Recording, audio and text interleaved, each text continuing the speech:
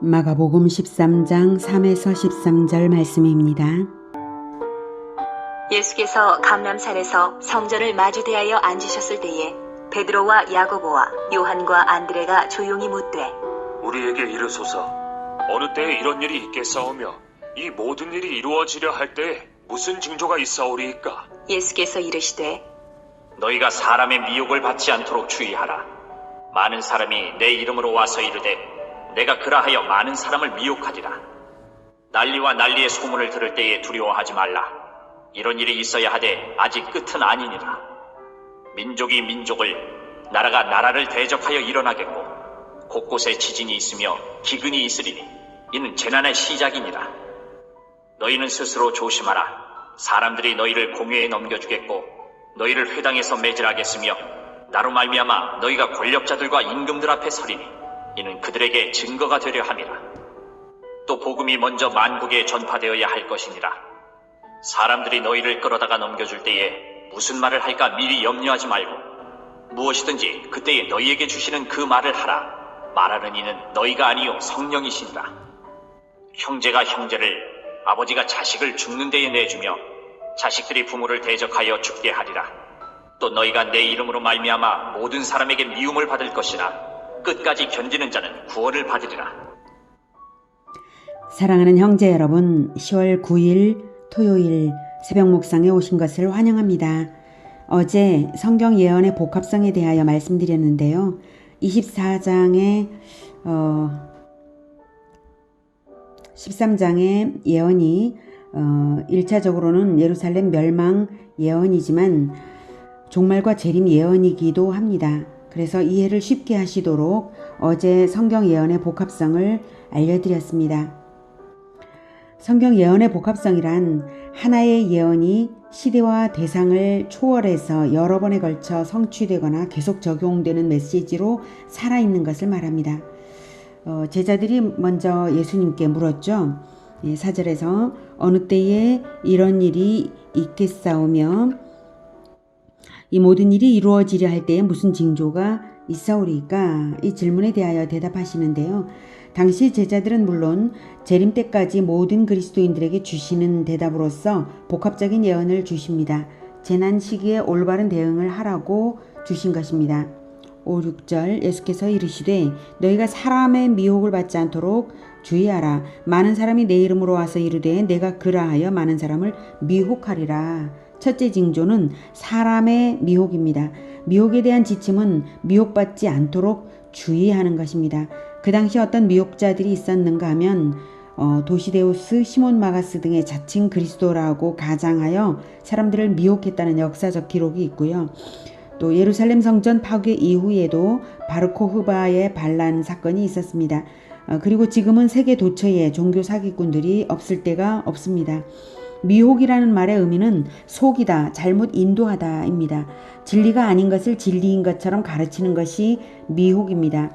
미혹받지 않도록 주의하기 위해서는 어떻게 해야 하겠습니까? 성경에서 그리스도의 진리를 배우고 진리에 굳건히 서는 것이 중요하겠습니다. 성경에서 진리를 배우지 못하면 미혹당하기 쉬운데요. 그 이유는 미혹하는 자가 예수님의 이름으로 다가오고 자기를 그리스도라고 하기 때문입니다. 그래서 진리를 근거로 하는 분별력을 가져야 자신과 공동체를 지킬 수 있습니다. 성경의 진리를 가지고 진리의 터 위에 신앙이 세워져야 하지 어떤 인간 개인의 명성에 기댄다면 그것이 바로 거짓 그리스도입니다. 그래서 사람의 미혹을 받지 않도록 주의하라. 사람의 미혹이라고 하신 것입니다. 누군가 사람을 대단하다고 높이는 곳에 가지 마십시오. 오직 성경을 바르게 배우십시오. 7절 난리와 난리의 소문을 들을 때에 두려워하지 말라. 이런 일이 있어야 돼 아직 끝은 아니니라. 민족이 민족을, 나라가 나라를 대적하여 일어나겠고 곳곳에 지진이 있으며 기근이 있으리니 이는 재난의 시작이니라. 둘째 징조는 전쟁과 지진과 기근입니다. 대응 지침은 두려워하지 말고 소망을 품으라 입니다. 소망을 품으라 하는 말이 어디 있나 하실 텐데요. 이런 일이 있어야 하되와 재난의 시작이란 말 속에 함의되어 있습니다. 이런 일이 있어야 한다. 우선 전쟁과 기근과 지진이 예수님 예언대로 당시에 있었고요. 기록되어서 근거들로 남아 있습니다. 예루살렘 성이 함락되기 전까지 유대인은 크고 작은 전쟁이 끊이지 않았습니다. 또한 당시 기록들에 의하면 예루살렘 멸망 전 곳곳에서 기근과 지진이 있었다고 전해주고 있습니다. 이런 일들이 있어야 하되, 즉 하나님의 섭리 아래 허용된 것이라고 말씀하시는 것입니다. 하나님의 섭리 아래 허용된 것이기에 발생하는 것이므로 성도들이 두려워할 것이 아닙니다. 하나님이 섭리하실 때에 하나님의 자녀들에 대해 고려하지 않으시겠습니까? 하나님은 자기 자녀들을 독수리 날개로 보호하시는 분이십니다. 하나님의 섭리 안에 있으니 두려워하지 마시기를 바랍니다. 물론 약간의 불편함에 그런 어려움은 있긴 합니다. 출애굽 때에 이스라엘이 애굽 안에 함께 살고 있었죠. 근데 10가지 재앙 중에 네 번째 재앙까지 약간 불편함의 재앙까지는 함께 당했지만 그 이후에 위험스러운 재앙들은 하나님께서 전부 이스라엘은 구별하여 이스라엘 사람들이 살고 있는 고센 땅에는 재앙을 주지 않으셨거든요. 그래서 구별하십니다. 하나님께서. 그러니 하나님의 섭리 아래 있으니 두려워하지 마시기 바랍니다. 두려워하지 말아야 할 둘째 이유는 전쟁, 지진, 기근 등이 종말 그 자체가 아니라 재난의 시작일 뿐이기 때문인데요. 세상의 종말은 오직 그리스도의 재림으로 완성되는 것입니다. 그래서 그 재난을 넘어서서 다가올 재림을 오히려 기다려야 하기 때문입니다. 고린도전서 15장 24절에는 그 후에는 마지막이니 그가 모든 통치와 모든 권세와 능력을 멸하시고 나라를 아버지 하나님께 바칠 때라 라고 재난을 넘어서 재림이 있다는 것을 말하고 있습니다. 출산의 고통이 있어야 출산이 있듯이 말이죠. 출산을 간절히 소망하는 산모는 산고를 거뜬히 이겨내는 것입니다. 성도는 재림을 소망으로 바라는 자들입니다. 그러므로 어둠이 깊을수록 새벽이 가까운 줄을 알고 마음의 소망을 잃지 말아야 합니다. 그러므로 두려움을 물리치고 소망을 품으라고 주님께서 명령하시는 것입니다. 마가복음 다시 13장 9절로 돌아가겠습니다. 너희는 스스로 조심하라. 사람들이 너희를 공회에 넘겨주겠고 너희를 회당에서 매질하겠으며 나로 말미암아 너희가 권력자들과 임금들 앞에 서리니 이는 그들에게 증거가 되려 함이라. 또 복음이 먼저 만국에 전파되어야 할 것이니라. 사람들이 너희를 끌어다가 넘겨줄 때에 무슨 말을 할까 미리 염려하지 말고 무엇이든지 그때에 너희에게 주시는 그 말을 하라. 말하는 이는 너희가 아니요 성령이시니라. 형제가 형제를, 아버지가 자식을 죽는 데에 내어주며 자식들이 부모를 대적하여 죽게 하리라. 또 너희가 내 이름으로 말미암아 모든 사람에게 미움을 받을 것이나 끝까지 견디는 자는 구원을 받으리라. 네. 셋째 징조는 박해와 배교입니다. 대응 지침은 성령이 주시는 말을 하고 믿음을 지켜 끝까지 견디라 입니다. 기독교 박해의 실례들은 초대교회부터 이미 신약성경에 많이 기록되어 있고요. 지금도 세계 곳곳에서 벌어지고 있고 또 최근에는 우리 사회에서도 가까이 다가오고 있는 것을 느낍니다. 개인에 따라서는 사회적 분위기하고 상관없이 개인적으로도 심한 박해를 받는 경우들도 있죠. 사도행전에서도 사도행전 28장 22절에는 우리가 너의 사상이 어떠한가 바울에게 말하기를 너의 사상이 어떠한가 듣고자 하니 이 파에 대하여는 어디서든지 반대를 받는 줄 알기 때문이라 하더라. 이런 말 표현이 있었죠. 어디서든지 반대를 받는 것이 바로 기독교입니다.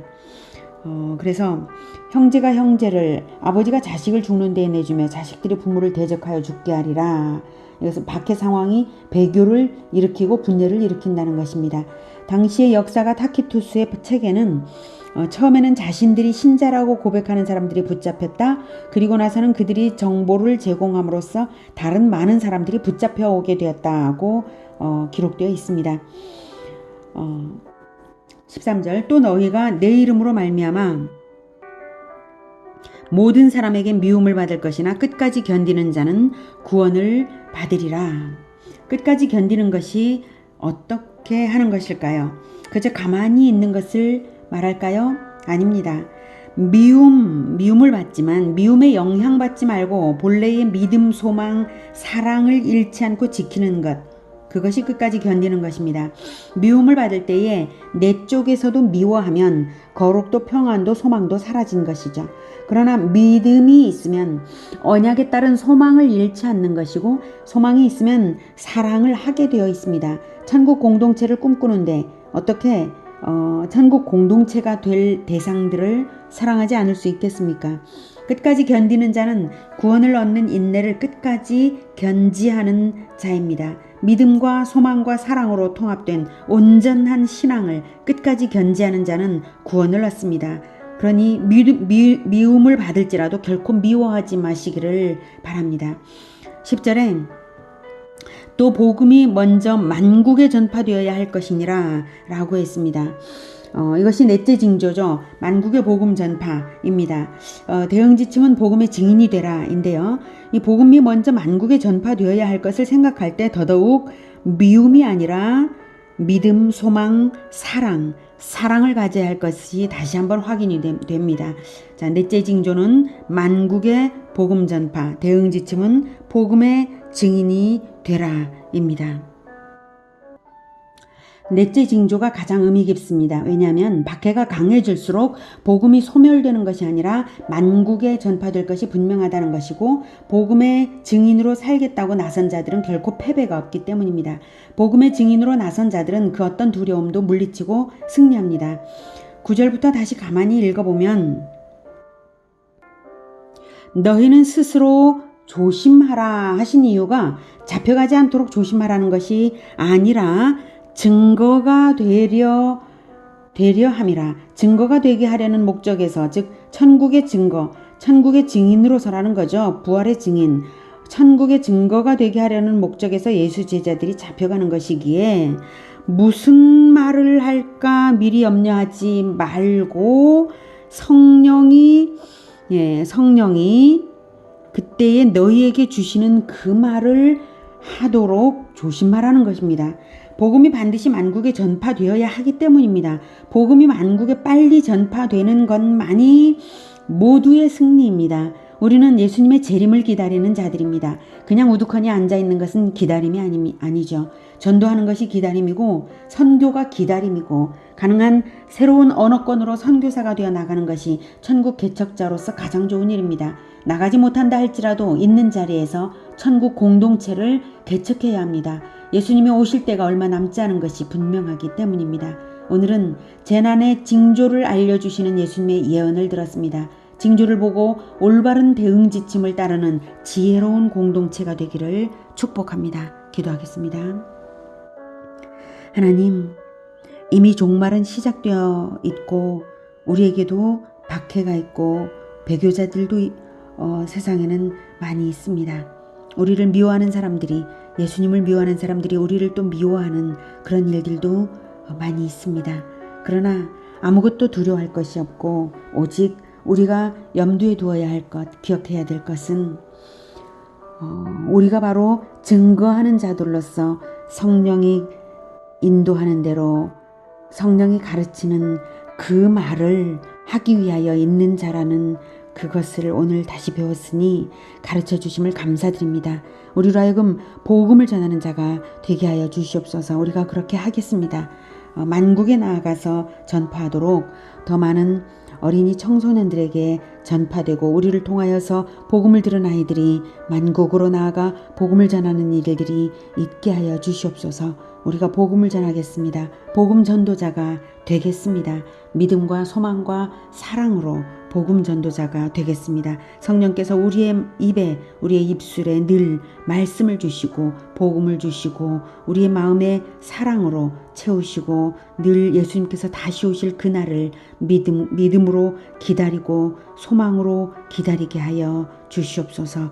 늘 우리와 함께 하시는, 승리를 주시는 예수 그리스도 이름으로 기도드립니다. 아멘. 이어지는 시간은 개인 기도 시간입니다.